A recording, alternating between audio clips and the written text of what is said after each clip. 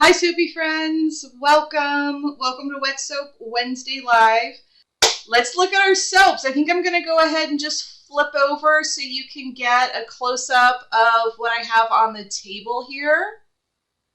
Because today we are going to use my super awesome soap router, and I'll go a little bit more into details on that when we use it. And we're going to, I already beveled the edge on this bar here. And it's a nice smooth edge versus this one, which has a rough edge. But there's something about the beveled edge, even when you're holding them. I mean, this edge is harsh. It's a sharp edge.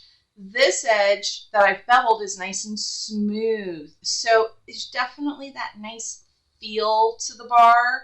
And they do look awful pretty once you've beveled them up. But before we get too much into that, let's look at all of our pretty colors. These are all of the soaps, and I'll zoom in for you. But these are all of the soaps that we made last week. There we go, that's a little better. With the Kaleidoscope pour. And I believe this is the disc that we used. That was so much fun. So this was down at the bottom, and you can see I'm not seeing too many colors there. Starting to at the top, and I mean they're all different on each side. I just love them. Look at that. Look how pretty that is. Here's the colors right up and close and personal for you. We have the Madder Root, the Indigo, and then this is the anti-alkanet blend we did. I just think they're lovely. They're so great. I really wish my lighting was better so you could see the colors in all their wondrous glory with me. And this indigo will continue to kind of bloom over the next few days. Oh, I just love them. Look at this one. The colors are great in that one. Look how fun. That looks like a little butterfly. Oh, I love it. Absolutely love it. Okay, great. So, okay, one more because I can't help it. All right, so we're going to use the router. So this is another thing that Chas over at Wildplantanica sells, and I think this was just such a clever little invention that she came up with. So it comes with all these discs. So these are the shapes that you're going to make, or that you can make, and these little pieces, they just slide in and out of this slot here.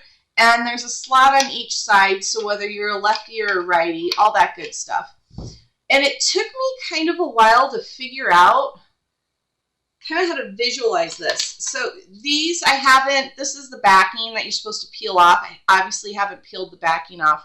But if you look, see that scalloped edge there? That is going to be the edge you're making. This piece here slides in. And I'm doing this on the one with the paper so you can see a little better. See how this little brown part right here, if you were to run a bar of soap, whether it's a round or a bar, and you slice it through, it raises the cut edge, so this is what you're cutting out. So that little shape in there.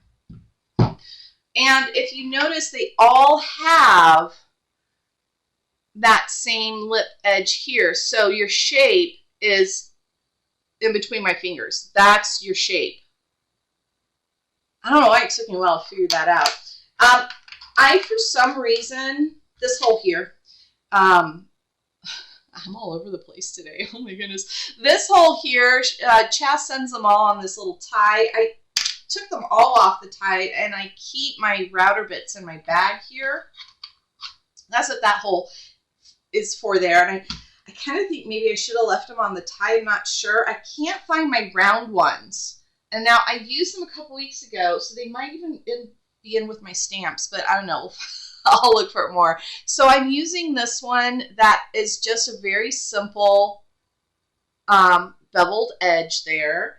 And as you can see, this is where it fit into the soap.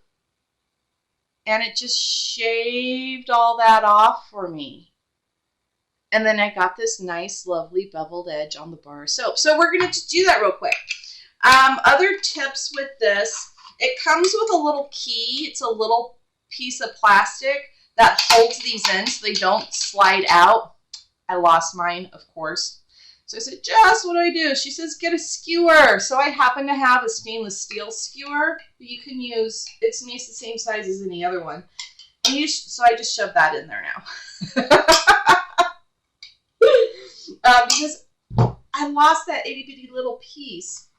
This one's done. I'm setting that aside. These were the end pieces. This was the bottom of our pour.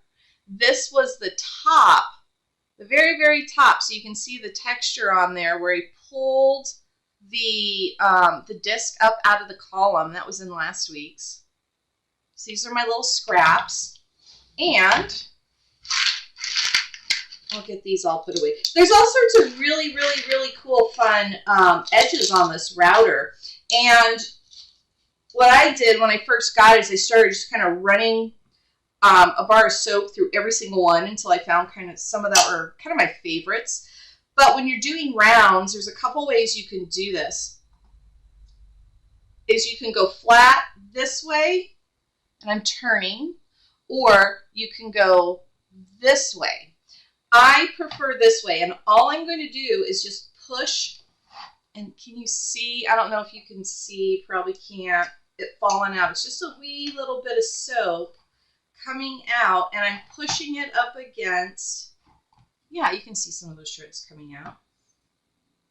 And I'm just going around and around. We'll do some each way, flat and on the side like this, until I don't see any more shavings coming out, because then it routed all of them. And look, we have a nice routed bar. Isn't that pretty? Love that. I'll do this one the same way. And I'm just turning the bar. Now, yeah, you can do bevel your soaps even if you don't have a router. You can do what I actually do quite often is just whip out the potato peeler and run it along the edge. I think that works great for squares, definitely not for rounds. Okay, so here's the other way, where you can just turn it like this.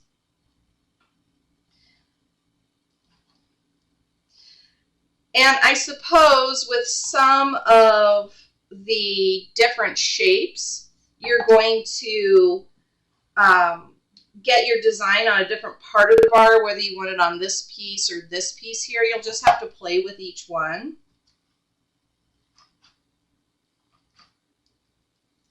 But with just a couple turns, you have nice, even, beveled edges. Look at that.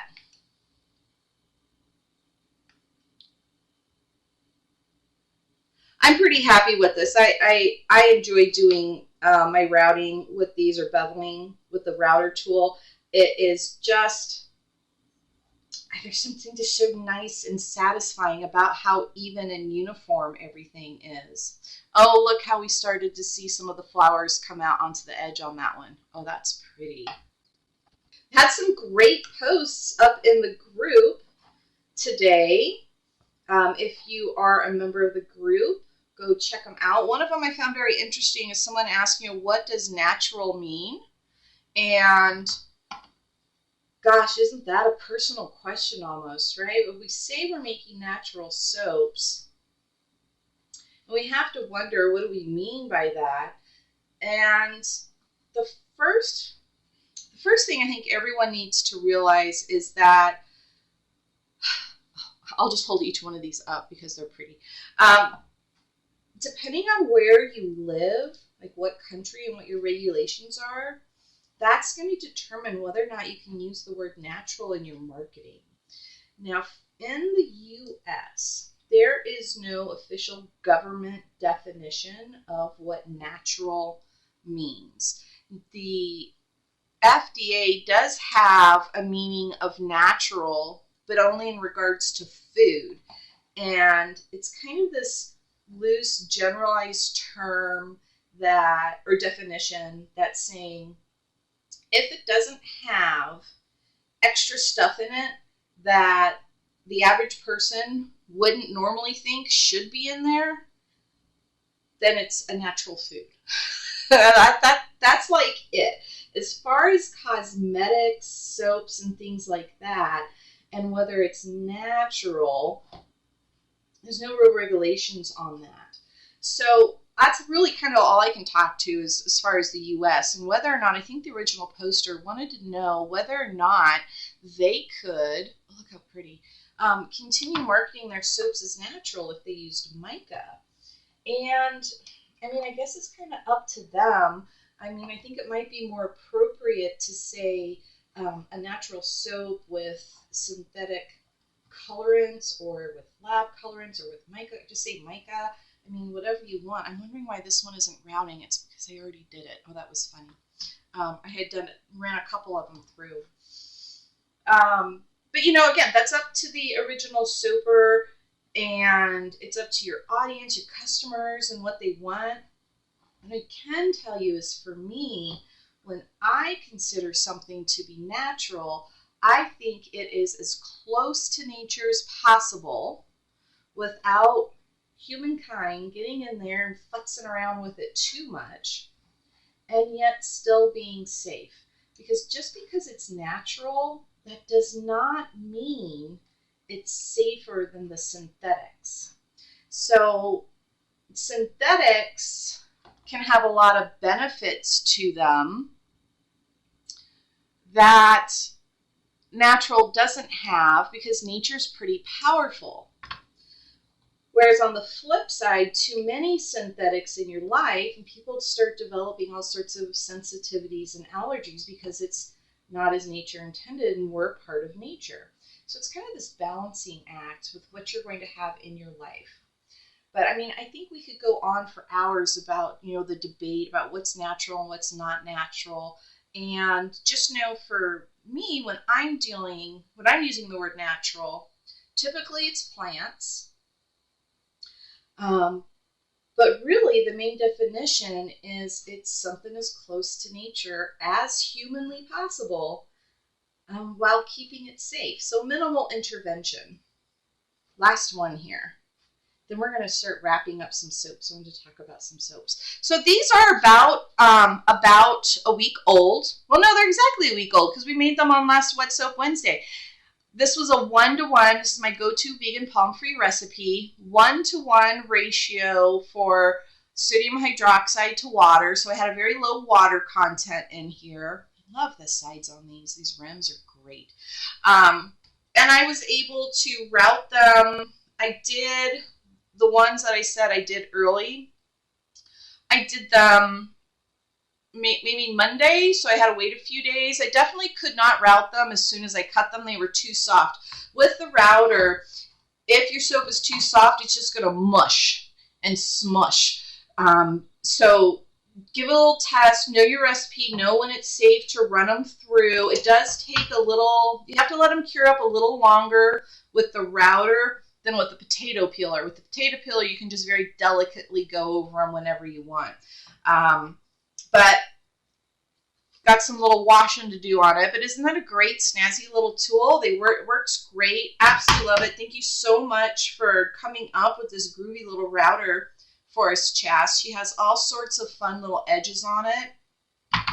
I hope you have fun playing with that if you do get one from her. Oh, the link is in the description on the video for Chas's website and her Etsy account if you do want to take advantage of that. I'm just